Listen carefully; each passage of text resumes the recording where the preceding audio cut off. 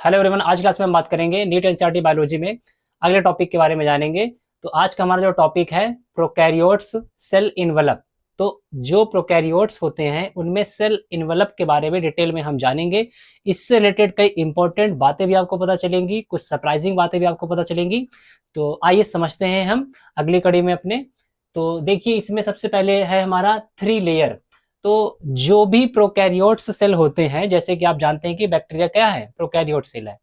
तो इनके outer layer, इनकी जो कवरिंग है उसके बारे में पढ़ समझना है। तो इसमें क्या है, 3 लेयर होती हैं। बाहरी जो आवरण है वहां पर 3 लेयर होती हैं। पहली लेयर जो होती है उसको कहते हैं ग्लाइकोकैलिक्स। उसके बाद की जो लेयर होती है उसको सेल वॉल कहते हैं। और उसके बाद की जो लेयर होती है उसको प्लाज्मा मेम्ब्रेन कहते हैं। तो जो हमारी पहली लेयर है ग्लाइकोकैलिक्स, ग्लाइकोकैलिक्स का काम क्या है, शेप को बनाना, प्रोटेक्शन देना। बाहरी आवरण का एक स्ट्रक्चर देती है और साथ में प्रोटेक्शन भी करती है। इसके अलावा ये किसी अदर ऑर्गेनिज्म से अटैचमेंट कराने का भी काम करती है।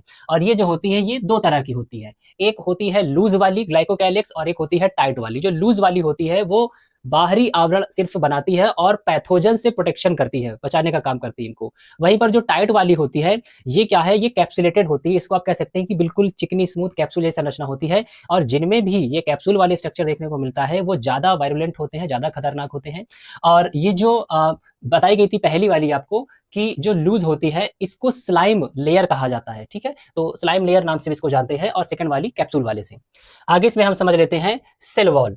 तो देखिए, सेल वॉल क्या है, जैसे कोई किला है तो उसके बाहर एक वॉल बना होता है, उसी को क्या कहते हैं, सेल वॉल। ठीक है, उसी तरह से जो सेकंड लेयर हमारा आता है, पहला वाला ग्लाइकोकैलिक्स हो गया और सेकंड है जो है सेल वॉल। तो जिस तरह से किले में दीवार होती है उसके प्रोटेक्शन करता है, उसी तरह से ये भी क्या करता है, प्रोटेक्शन करने का काम करता है। साथ में ये कोलैप्स होने से भी बचाता है। उस पर कोई अगर बाहरी आघात चोट लगती है तो उसको पिचकने से भी बचाता है ये सेल वॉल। सेल वॉल जो होती है ये सुगर और एमिनो एसिड की बनी होती है प्रोकैरियोट्स में, और ऐसा यूकैरियोट सेल में नहीं होता है, जिसकी वजह से पेनिसिलिन जो है इसको तोड़ पाता है।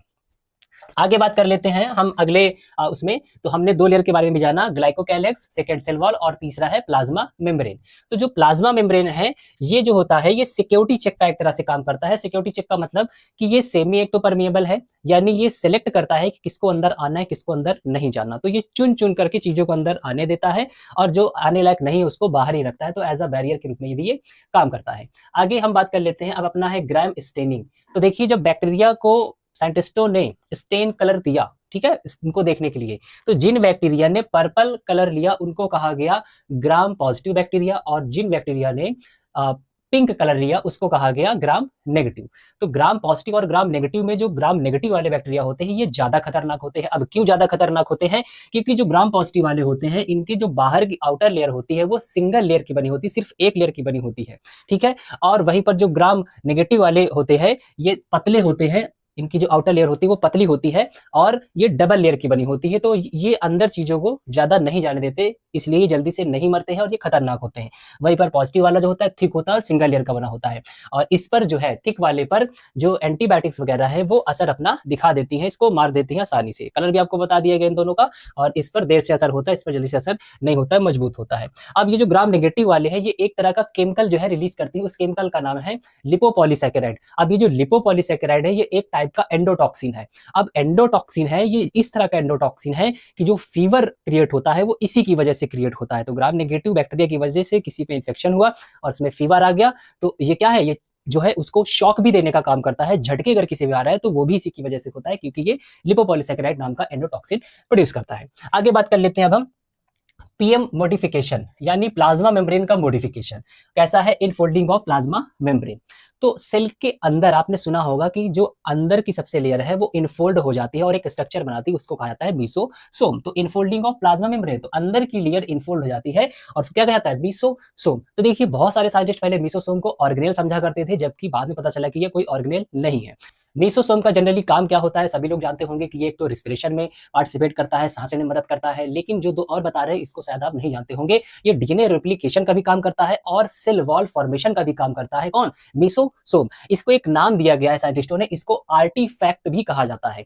आर्टिफैक्ट इसका नाम क्यों पड़ा, इसलिए इसका नाम आर्टिफैक्ट पड़ा। आर्टिफैक्ट का मतलब होता है जो चीज नेचुरल ना हो, नेचुरल ना बनी हो। तो वास्तव में ये जो इनर फोल्डिंग मीसोसोम जो होता है ये नेचुरल नहीं है, फिर ये बना कैसे। साइंटिस्टों ने इसको स्टडी करने के लिए जब इलेक्ट्रॉन माइक्रोस्कोप के नीचे रखा तो उसमें 2 स्टेनिंग कलर एक था ग्लूटारेल्डिहाइड और दूसरा था ऑस्मियम। जब इन दो केमिकल्स को इसमें मिलाया गया तो ये पाया कि जो अंदर वाली जो इनर लेयर थी, प्लाज्मा मेम्ब्रेन थी, वो इनफोल्ड हो गई, अंदर की ओर सिकुड़ गई और तब ये स्ट्रक्चर बना। तो मतलब ये पहले से नहीं बना है, ये बैक्टीरिया के अंदर, प्रोकैरियोट सेल के अंदर पहले से नहीं बना है, बल्कि जब ऐसी प्रक्रिया की जा रही थी तब ये बना है। तो ये नहीं कहेंगे कि ये नेचुरली क्रिएट हुआ है, ये गलती से क्रिएट हुआ है। तो ये भी याद रखिएगा कि मेसोसोम गलती से क्रिएट हुआ है। और एक बात और ध्यान रखिएगा, मेसोसोम सभी सेल में नहीं पाया जाता, ये भी है। कुछ साइंटिस्टों ने ये भी पाया था कि जो लिविंग सेल थी उनमें इसका फॉर्मेशन नहीं हो रहा था, डेड वाले में ये फॉर्म कर गई थी। कुछ ने ये भी बताया बाद में साइंटिस्टों ने कि ये उसी सेल के अंदर का जो डेड पार्ट होता है वही जाकर के इस तरह से फोल्डिंग में मदद करवाता है। तो इस तरह से थ्योरी रिसर्चेस में आई है इससे रिलेटेड। और आगे हम बात कर लेते हैं साइनोबैक्टीरिया के बारे में। तो देखिए, साइनोबैक्टीरिया जो होता है, पिगमेंट कंटेनिंग पीएम इनफोल्डिंग।